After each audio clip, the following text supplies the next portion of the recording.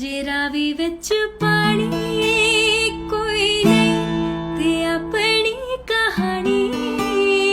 कोई नहीं जे संग बेलियार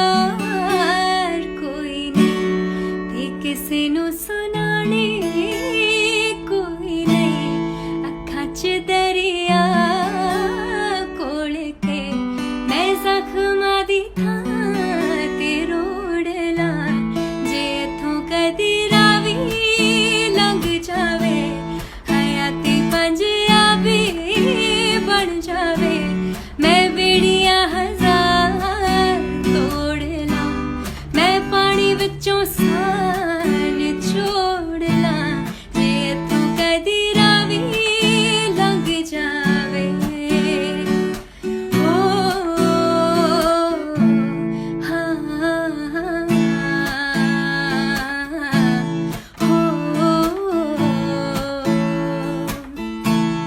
एक ऐसी मजबूरी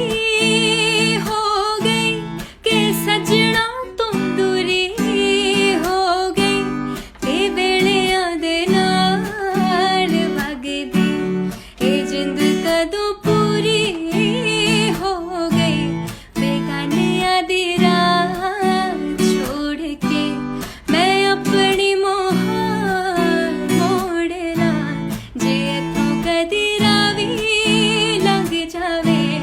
हयाती पंजाबी बन जावे मैं बेड़ियां हजार तोड़ ला मैं पानी विचों सा